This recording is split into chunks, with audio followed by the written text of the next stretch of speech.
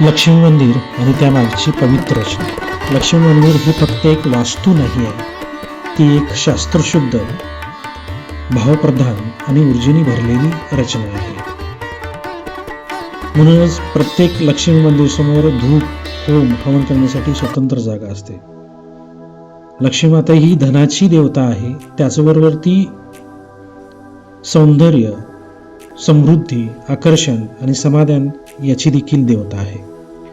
कोल्हापूरची लक्ष्मी माता जिचा गोंधळ घातला जातो तो केवळ एक विधी नसतो, तर तो भाव, श्रद्धा आणि ऊर्जा यांचा तो संगम असतो. अशा पवित्र गोष्टी नेहमी जाणकार माणसाकडून ऐकल्या गेल्या पाहिजेत आणि त्या संकलित करून ठेवल्या पाहिजे ती माहिती.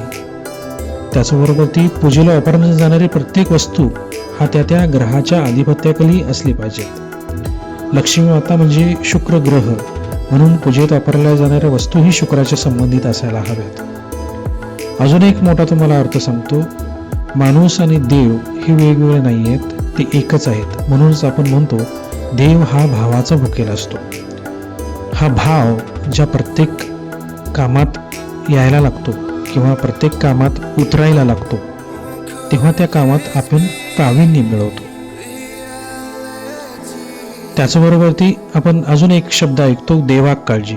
हे देखील शब्द भावनिक वाटतात, पण यामागेही पूर्ण गणितीय रचना आहे.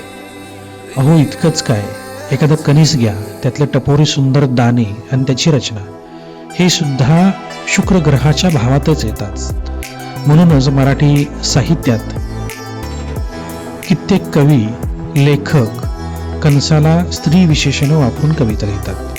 त्यांना कदाचित माहिती नसतं की हे कणीस शुक्र ग्रह दर्शवतं, पण भाव जिथे पोचतो तिथे देव आपोआप उपस्थित होतो आणि मग ते साहित्य अजरामर होऊन जातं.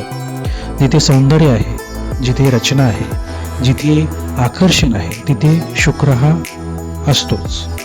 लक्ष्मीचा गोंधळ घालताना तुम्हाला माहिती आहे की ज्वारीच्या धाटानं त्या चौरंगाला चारही बाजूला बांधलं जातं किंवा त्या चौरंगाला ज्वारीच्या धाटांचं आरास केलं जातं. हा सगळा योगायोग नाही आहे, ही आहे भाव, ग्रह आणि देव यांची एक अद्भुत रचना. आणि म्हणून म्हणावं लागतं, भाव समजला तर देव समजला. धन्यवाद.